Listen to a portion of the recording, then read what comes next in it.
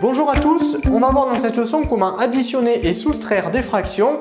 Pour cela, on va partir avec des exemples les plus simples de ce côté du tableau et progressivement, on va voir des exemples un peu plus compliqués. Donc reste bien jusqu'à la fin de cette vidéo.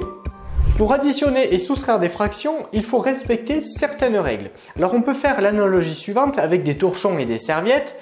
J'ai le droit d'additionner des torchons avec des torchons.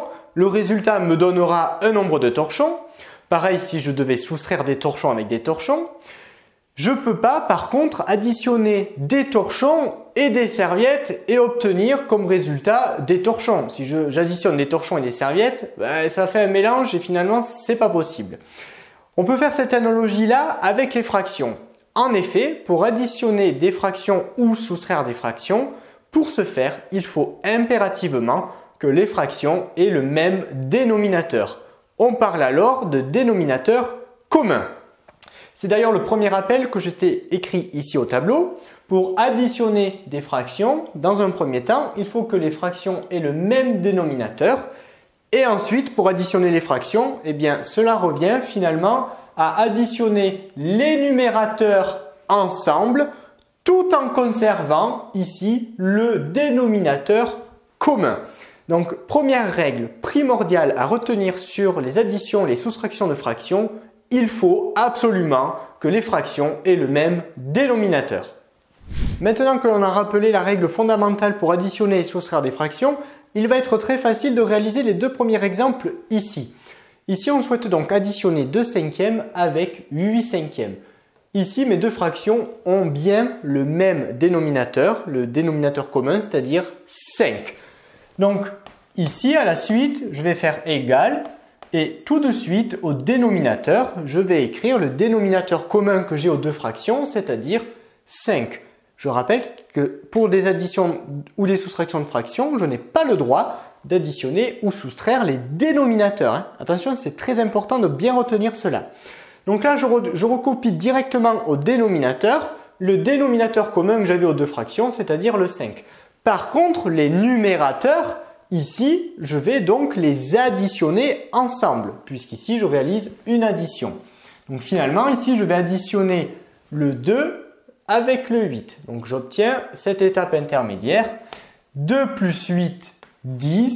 Et mon dénominateur, ça reste toujours 5. Donc là, le résultat, c'était donc 10 cinquièmes. Alors cette fraction, je peux même la simplifier un peu plus, puisque 10 cinquièmes, c'est égal à 2. Bon, ça c'est facultatif. Ce qui nous intéresse ici, c'est surtout d'aboutir à ce résultat. Donc finalement, ici, pour additionner ces deux fractions, eh bien, je recopie déjà le dénominateur commun, c'est-à-dire 5, que je retrouve ici.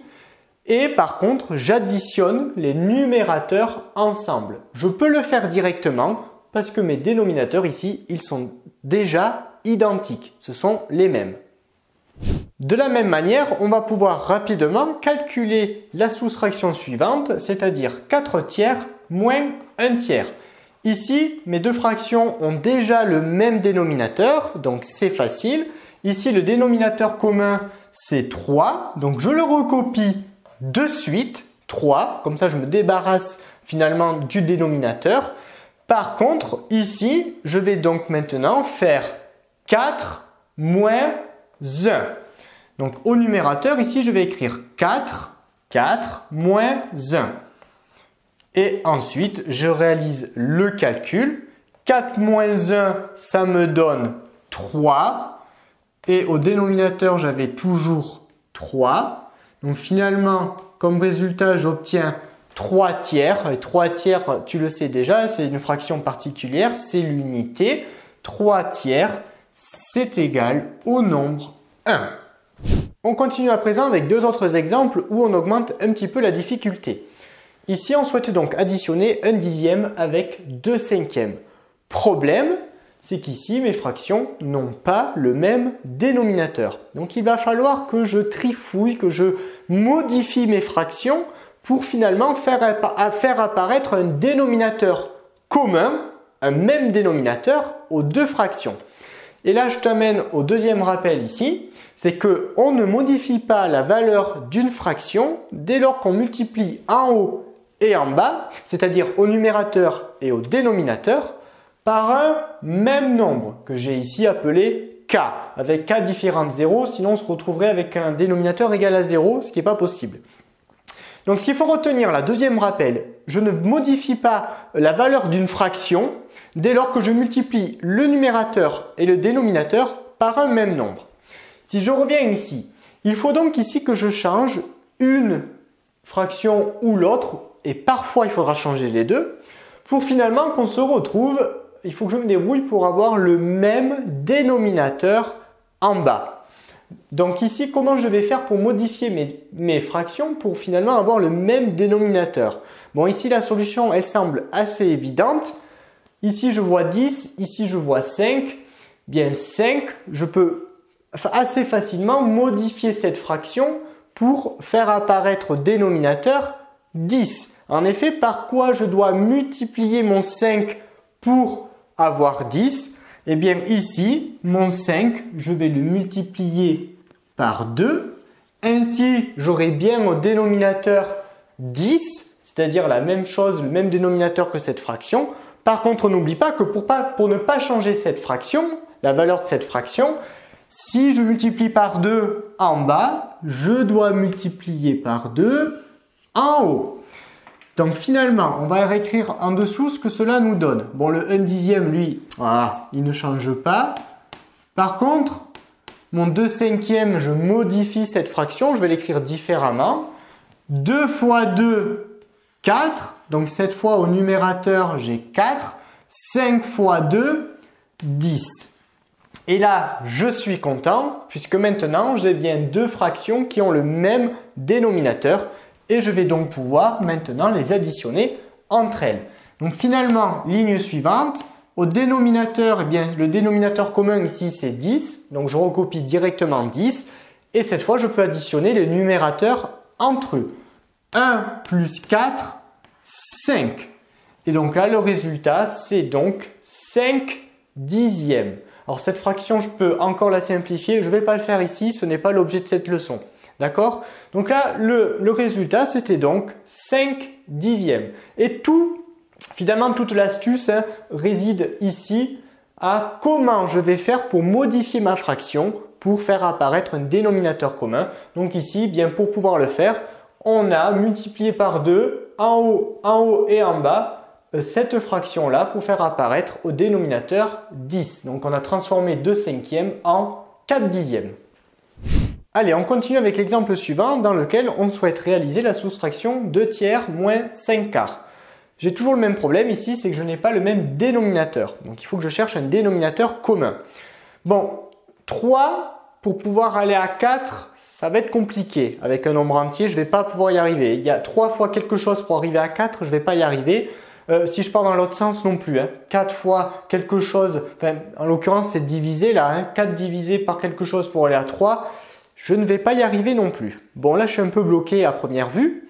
Je cherche donc un nombre comme dénominateur qui à la fois va être dans la table de 3 et à la fois dans la table de 4. Alors, si je suis à l'aise avec les multiplications, j'ai de suite la réponse. Si je ne suis pas à l'aise avec les multiplications, j'ai ma propre petite astuce que j'utilisais quand j'étais bloqué comme ça, qui consiste à multiplier les deux dénominateurs ensemble. 3 fois 4, 12. Eh bien c'est bon, j'ai un dénominateur commun, puisqu'en effet 12, c'est bien dans la table de 3 et dans la table de 4. Donc ici, eh bien, je vais me débrouiller pour finalement transformer mes fractions pour faire apparaître comme dénominateur à chaque fois 12. Alors si je regarde cette fraction, par quoi je dois multiplier 3 pour aller à 12? Eh bien 3, je vais le multiplier par 4. 3 fois 4, ça me donne donc bien 12. Par contre, si je fais fois 4 en bas, c'est cette règle ici. Si je ne veux pas modifier la valeur de cette fraction, je suis obligé de faire fois 4 en haut. Il ne faut pas l'oublier. Par contre, cette fraction-là, le dénominateur, je vais donc le transformer pour avoir 12. Par contre, ici, j'ai 4.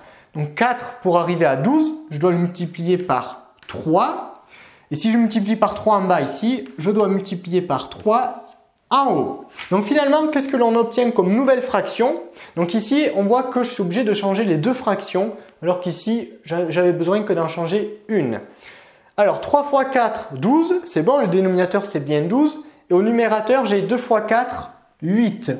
Et pour l'autre fraction, bien au dénominateur, j'ai encore 12, hein, c'est ce que je voulais, hein, avoir les mêmes dénominateurs. Donc ça c'est bon. 5 fois 3, 15. Donc au numérateur, j'ai 15. Et maintenant, je peux réaliser ma soustraction. Le dénominateur commun, c'est donc 12. Donc je recopie directement 12 au dénominateur pour le résultat. Et maintenant, je réalise l'opération avec les numérateurs, c'est-à-dire 8 moins 15. 8 moins 15. Et donc 8 moins 15, cela me donne moins 7. Donc là, le résultat, c'était moins 7 douzièmes. Et enfin, on termine avec les deux derniers exemples dans lesquels on va cette fois additionner ou soustraire un nombre entier avec une fraction.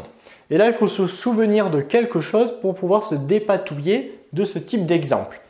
En effet, si on regarde déjà le premier exemple, ici 1 plus 5 tiers, eh bien, le nombre entier là, c'est-à-dire 1, il ne faut pas oublier que c'est sous-entendu 1 sur 1. C'est-à-dire qu'en fait, ce qui est sous-entendu, c'est que le dénominateur, c'est 1. Mais comme c'est inutile, eh bien, on ne le fait pas apparaître. On écrit le nombre sous sa forme la plus simplifiée, c'est-à-dire le nombre entier, 1.